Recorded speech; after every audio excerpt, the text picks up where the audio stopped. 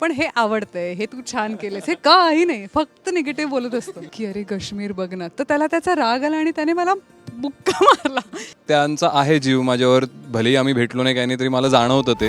मंडळी, आपल्या मराठी सिनेविश्वात ना मैत्रीचे दाखले अनेक आहेत, पण काश्मीर आणि पूजाची मैत्री मला खरंच पर्सनली खूप आवडते. कारण का पूजाच्या संगीतपासून म्हणजे त्याची जी मेहनत होती ना, प्रत्येक कार्यक्रमामध्ये त्याचं लक्ष होतं बारीक की सगळं होतं आहे का. कट टू आत्ता जेव्हा आम्हाला कळलं की सालबर्डी या सिनेमातलं गाणं काश्मीरने केलं आहे आणि त्यासाठी तू सजेस्ट केलं होतं काश्मीरचं नाव.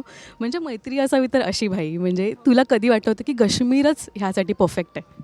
ह्या गाण्यासाठी नाही, अजून कोण आहे मला सांग ना. कारण का ज्या एनर्जीचं गाणं आहे त्याला न्याय देणं फार गरजेचं होतं. आणि मी जेव्हा गाणं ऐकलं ना, मला असं वाटलं की एकतर मी करू शकते किंवा काश्मीर करू शकतो. तर एकच नाव माझ्या डोक्यात आलं, ते म्हटलं काश्मीर. आणि लाईक फॉर्च्युनेटली तो त्याच ठिकाणी होता. 10 मिनटात मीटिंग झाली आणि ते देवीनीच घडवून घेतलं. अगं देवीलाच वाटत होतं की हे गाणं काश्मीरने करावं आणि ह्याची शनी शिंगणापूरची सुद्धा परिक्रमा व्हावी, म्हणून ते झालंय. मी फक्त निमित्त आहे, नथिंग, निमित्त, दॅट्स इट. पण काश्मीर, तू मगाशी जेव्हा म्हणालास ना की तुझ्या आजूबाजूला ज्या स्त्रिया तुझ्या आयुष्यात आहेत त्यांच्यामुळे खरं तर ती एनर्जी येते आणि देवी हे निमित्त मात्र त्यांच्या रूपात असतं.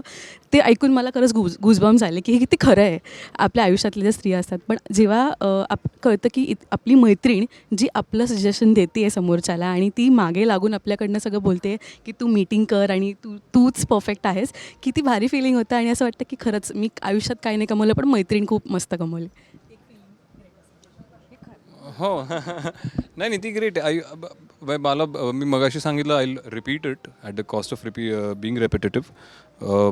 माझी आई असो, माझी बहीण असो, माझी बायको असो, माझ्या अशा मोजक्या हाताच्या बोटावर मोजण्या इतक्याच मैत्रिणी आहेत. पण त्यांचा आहे जीव माझ्यावर, भलेही आम्ही भेटलो नाही काही नाही तरी मला जाणवतं ते, ती वाईब जाणवते मला.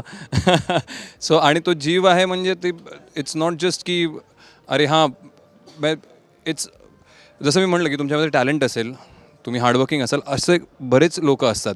पण अशी व्यक्ती पण तुमच्या आयुष्यात असणं, अशा अनेक व्यक्ती किंवा काही सर्टन व्यक्ती तरी तुमच्या आयुष्यात असणं ज्यांना त्याची जाणीवही आहे, ज्यांना त्याचं कौतुकही आहे आणि गरज पडेल तेव्हा त्याला पुढे ढकलायची वृत्तीही आहे.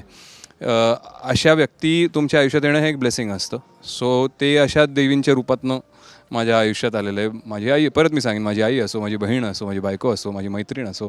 सो असं मी ब्लेस्ड आहे. काही एक सर्टन माझ्या अगदी मोजक्या मैत्रिणी त्यातली एक पूजा आहे आणि या I feel nice about it. आणि ना खरं तर आपल्याला मला असं वाटतं की आपले मित्र असतात ना, ते खरं तर आपले निगेटिव्ह पॉईंट्स पहिले सांगतात की काय चुकतं हे पहिले मित्रांनी सांगितलं. माझे निगेटिव्ह पॉईंट सांगतो. हा ऍक्च्युली फक्त माझं निगेटिव्ह पॉईंट सांगतो. चर्चा झालेली आहे आमची. हां, म्हणजे त्याला काहीतरी नाही आवडलं आणि अचानक काही महिन्यांनी त्याचा एक असा मेसेज, हे बरं दिसत नाही आहे. आणि म्हटलं काश्मीरचा मेसेज असा.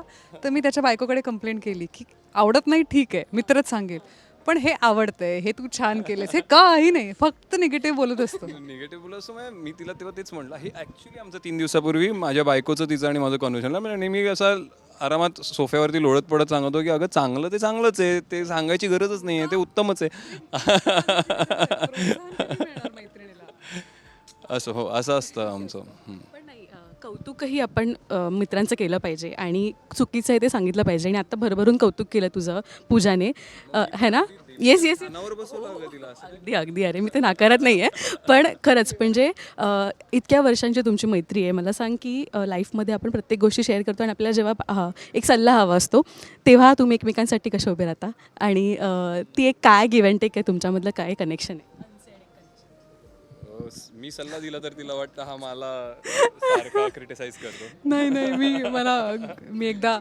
मी आता काय ते मी सांगणार नाही, पण एकदा मी घेऊन गेले होते की अरे काश्मीर बघ ना. तर त्याला त्याचा राग आला आणि त्याने मला बुक्का मारला की तुला ह्याचा राग आला. तर तेव्हापासून मी जाणं बंद केलं. मग मी माझी जी सेफ प्लेस आहे गौरी, तिच्याकडे जाते की गौरी असं असं झालंय. पण त्याला राग आला त्याचा की तू ह्याच्यामुळे असं झालंय तुला. मग त्याने मला थोडंसं असं मारल्यासारखं केलं, धपाटे दिले मला. हां, वाव, काश्मीर सेम. नाही, आय थिंक त्यानंतर ती परत कधी सल्ला घ्यायला आली नाही माझ्याकडे. पण मी नाही, इनफॅक्ट मी आजच्या ह्याचं ड्रेस कोड आपला कसा असला पाहिजे ह्याचा सल्ला मी तिला दिला फोन करून परवा, की तू अचानक परत असंच आउट ऑफ द ब्लू. खूप रॅन्डम होतं. हो हो तसंच झालं राजवीर, इतक्या प्रोग्राम्समध्ये मी तुझा परफॉर्मन्स बघितला आम्ही सगळ्यांनीच रॅदर, पण हा ना खूप वेगळा आहे आणि एनर्जेटिक तर आहेच, पण आपण ना सगळं पॉज होऊन जातो जेव्हा आपण एक फोक डान्स त्यातून एक गोंधळ सादर करतो. मला सांग, ती स्पिरिच्युअलिटी तू फील केलीस पूर्ण या शूट दरम्यान 10 तास जे तू शूट केलंस, आणि का तू आपलं पूर्ण भान आपण हरपून जातो जेव्हा आपण एक देवाचं गाणं सादर करतो. मला सांग, तो एक्सपिरियन्स लाईफटाईम लक्षात राहणारा आहे का, आणि कसा आहे तो एक्सपिरियन्स?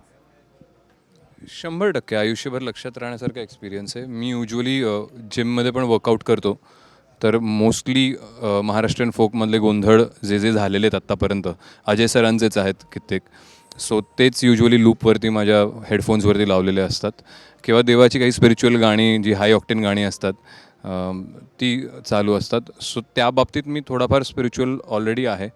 आणि मग ॲक्च्युअल कॅमेरासमोर ते परफॉर्म करायची संधी मिळणं, आय थिंक ते ठरवून नाही, पण ते आपसूक तुमच्या जर का आतमध्ये भिनलेलं असेल, डी एन एमध्ये असेल, आणि ते तुम्हाला खूप भावत असेल आधीपासूनच, तर ते कुठेतरी तुमच्या कामात उतरतं.